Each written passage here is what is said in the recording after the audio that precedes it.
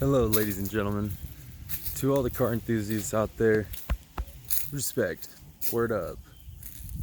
Anyways, so on this video, I'm going to demonstrate or instruct how to put a 2.2 liter L61 specifically Ecotec on timing without using the actual engine or any diagram, blueprint, schematic of any sort other than a garden.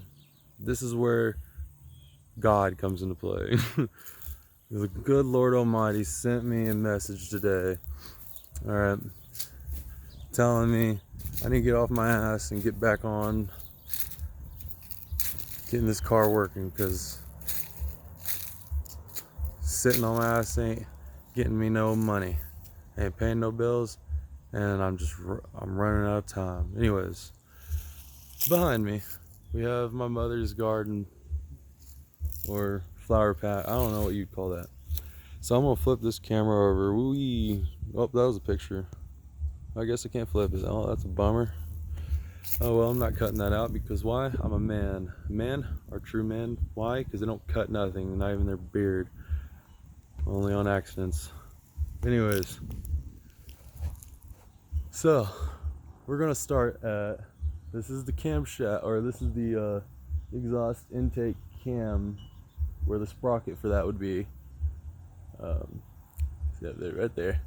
Okay, this is your intake cam sprocket right here. All right, this one right here will be closest to your front bumper or your radiator fans.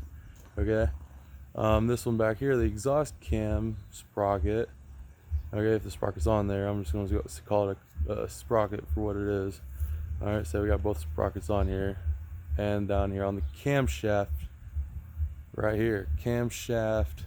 All right, there's usually a pulley. Can't remember off the top of my head what the fuck that's called. Harmonic balancer, I think. I'm not sure. Here we go. Second guess myself. Just kidding. Back on track, just in time. So anyways, so you're gonna start on the intake cam. All right, you're gonna put your sprocket on there. Okay.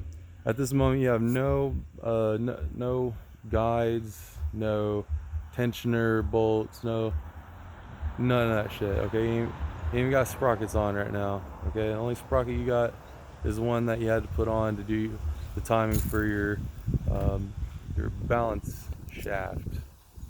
All right, for your water pump and yada yada. So anyways, my arm's hurting. All right, switching sides. Boom, back in time. Alright, so this is a lot better. Okay, so like I said, exhaust cam will be right there, intake cam will be right there. This would be your camshaft sprocket would be right there.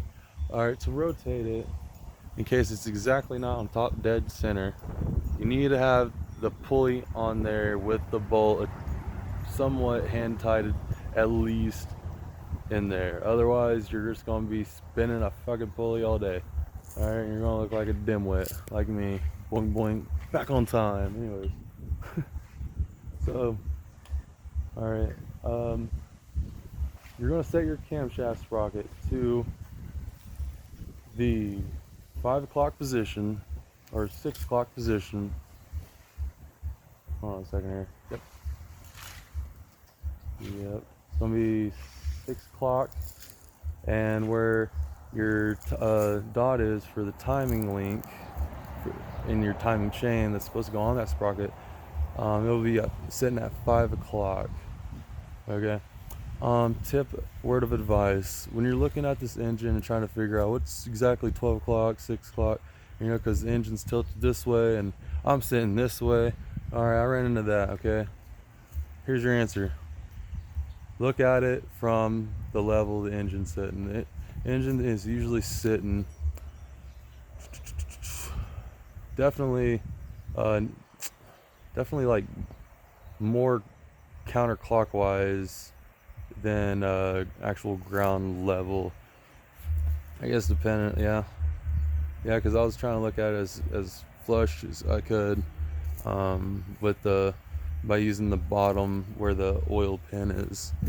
Using that as my baseline, kind of be able to have an idea, should I tip my head this much or whatever. Anyways, so the line's going to do 6 o'clock, and there's a line on your actual engine right there. You just got to match them though. It should display. Rock iron, that's what's up.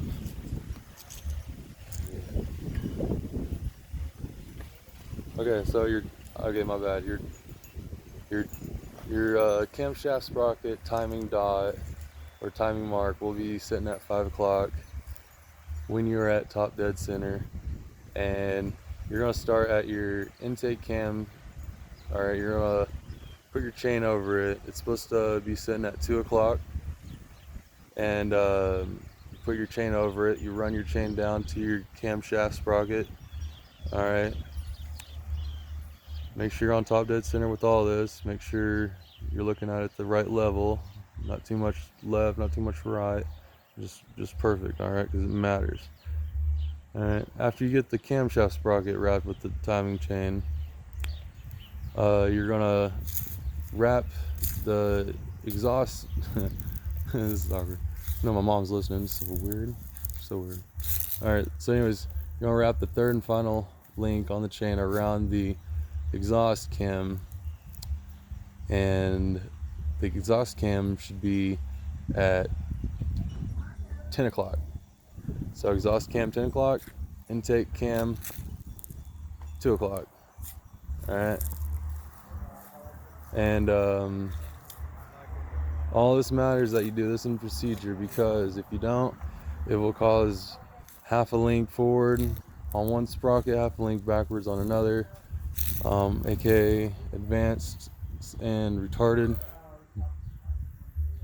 And whenever you go to crank your engine, turn it over, assuming it's actually done right and taking that chance, or taking the time to check your work and putting the ratchet with the socket onto your camshaft pulley with the bolts in there, and actually rotating it a full 360 degrees.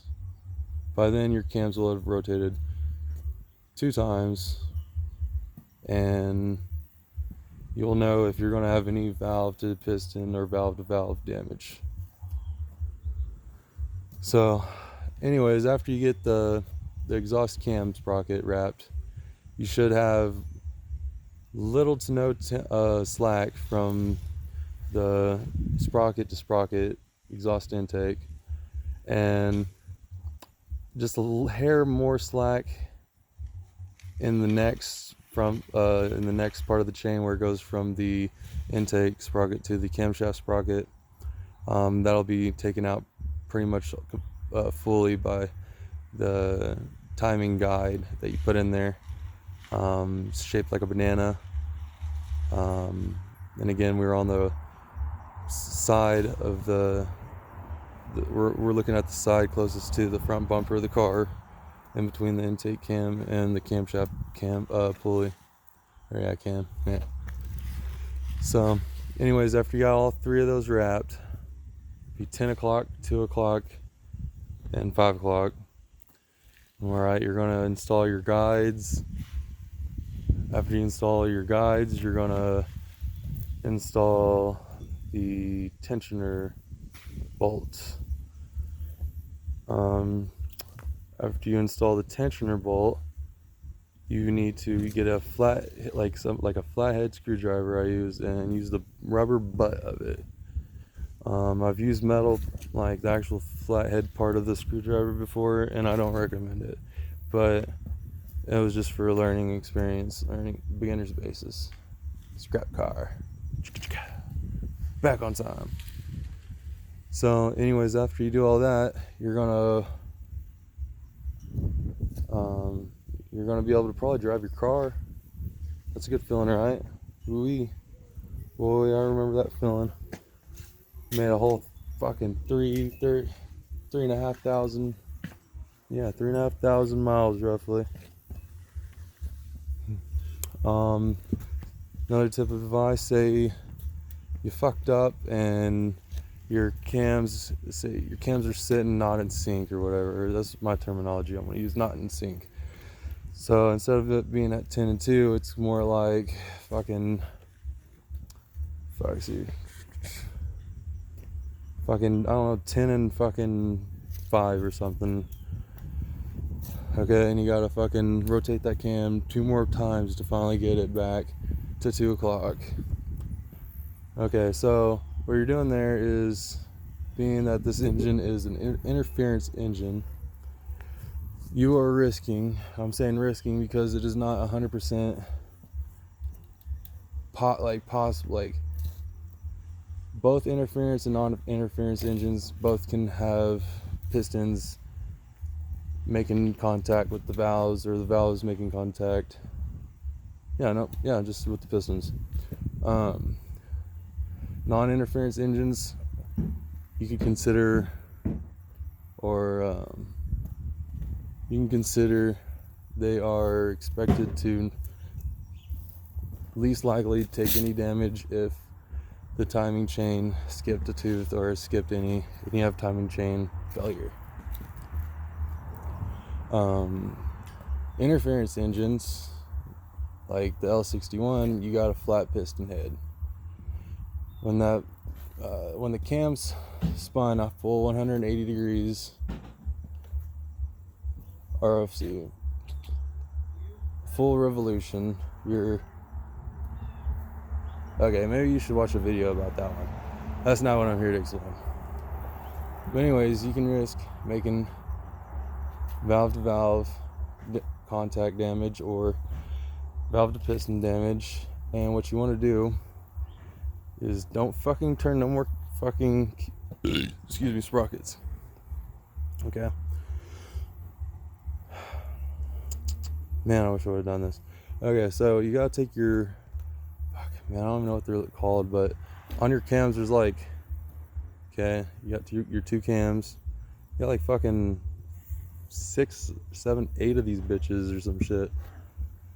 They're like that, and they sit over your cam with 2 bolts, one on each side of the cam, fastening it into the head, the cylinder head. So whenever you take them all off, they all should have numbers on them. Make sure taking them off that you keep them together in order as taken off, so it's a lot easier to put back. Count 1 to 7, I think from counting from 7 to 1, just as easy as that. So once you do that, you are able to rotate the fucking cams, because the springs would have came out, I believe, but the springs would have came out, and therefore not making the valves move at all. They'll just be sitting still as far away as possible from the piston. So this works for if you're trying to get top dead center, and you got both your cams are at 10 and 2, but your camshaft is fucking, instead of 5 o'clock, it's at 10 o'clock or some shit. Or instead of it being at top dead center, it's like a third into the whole cycle of the engine.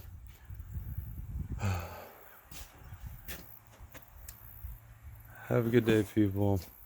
One more time, quick run through. God damn it. Hustle, hustle, hustle.